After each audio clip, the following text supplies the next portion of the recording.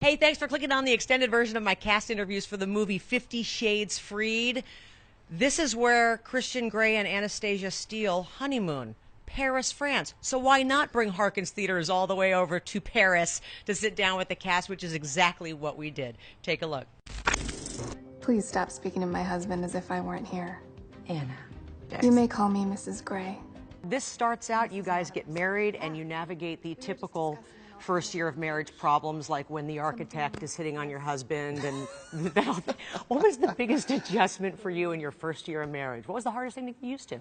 My wife got pregnant very early on in our first year of marriage, so that becomes all-encompassing. It all becomes all about that, I guess. And I mean, we lived together for a long time before, so I sort of feel like marriage didn't really change, like our day-to-day. I still feel the same. I just feel like I'm just living with this like amazing person who I love and who's like my mate, and now we have these two beautiful little girls in our life. But I think that because the pregnancy happened in our first year, that feels like that took all the attention and maybe took some of the whatever pressure could potentially be put on us away from us in a way.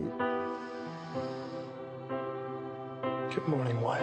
Are you sad? Are you relieved? A combination of both now that this is coming to an end? I think a combination of both. It's nice to be sat here and have been able to make all three, and there been enough interest to make all three, and them to have made so much money and be a success, and you know, hopefully satisfy the fans. And you know, everything has to come to an end, obviously, and you're also keen to move on. And as much as this is such a unique job, and there's so much attention and scrutiny and on it, but this one's different, and we might never do a job that has so much attention on it again, which might not be a bad thing. I feel really proud and grateful, and I'm mostly grateful for the opportunities. I feel good. Knowing what you know and having gone through the whole process of several years of this character, would you say yes to the opportunity again? Yeah. Okay, good. There's no other answer. Okay, there's no other answer. Is it safe to say that Dakota and Jamie are the sex part of this film, and you two are the thriller part of this film? Great I would analogy. say so, yeah, absolutely. Yes, that's a good analogy. Although isn't it? there's thrilling things about what they do. Yes, absolutely. And there's sexy things about what she does. Right. I think we are sort of the thriller side of things. Yeah, we are. I like Yeah? that. I like that. I'll take that. I feel like our scene was a really pivoting moment in the movie. I think for sure this film is a thriller compared to the first two, but it also shows a really nice dynamic of family, which I really loved, because Mia, for me anyway, from my experience, she was always kind of like funny, jolly, didn't really have that much to say, in and out of scenes, and this was a real moment for her to kind of connect the dots. How are you, Anna? And what is the key to looking like you haven't slept since the last movie? It's really just not sleeping.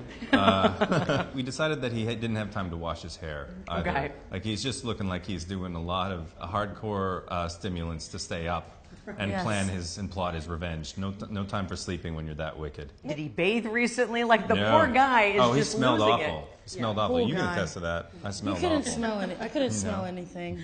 You just looked like you smelled. Been waiting for a lifetime for you. I was initially just trying to get on the soundtrack and put some songs and get something in there because I loved the book so much. And then the directors and producers were like, you should just like, we need to do something for you here. And it just escalated into now being this real scene and this real actor in this amazing movie. So it's nice to have two. With the lead track off the soundtrack. Like, that's amazing. Oh, thank you so An much. amazing Eric. song. It's a great song. Freeze the bed when I find you okay. The history of these soundtracks have been unbelievable. Like the people that have been a part of it, from Taylor Swift to Ellie Goulding to Zayn to now me and Liam Payne. It's a really nice variety of artists, and I'm happy to be a part of that. So in your opinion, if you want to set the mood in your real life, what's the most romantic song, in your opinion, that you guys... Oh gosh, I think I like My Milkshake Brings All the Boys to the Yard. That's what On you're playing if repeat. you're getting intimate. That's in On the background. repeat. Okay. Can you imagine? Maybe I'm a man. Maybe you're the only woman who could ever help me. He's got a good voice. He does. I kind of find it charming. If you found out he had an album coming out, would you buy it? No. Wait, no? No, I would get one for free. Okay. Come on. He still thinks he doesn't have a great I think voice. oh, come on. He knows. He knows. He sings all the time, and he was totally relishing in it. He's a liar. It's on there. I think it's only like 1 minute and 15 seconds, which is too long. No, it's not. It's actually good, and the soundtrack's so good. It's funny because in the films, obviously, every time you get intimate, and there are many scenes, here comes a great song to go along with the action. True. It's true. What is the most romantic song, in your opinion, just in general?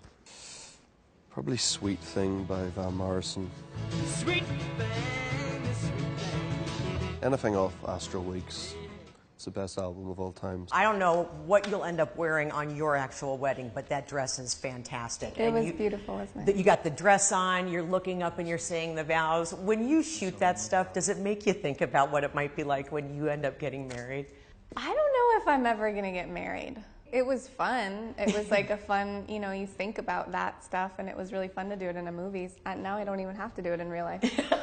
And I don't even have to have a husband. That is very true. And I got married.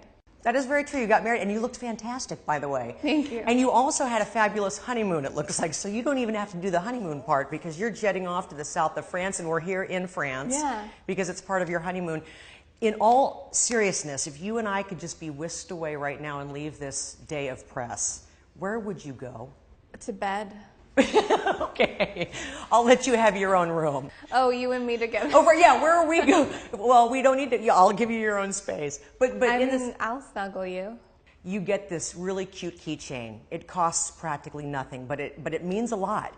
In your life, is there something that really means a lot that costs really nothing? Eye drops.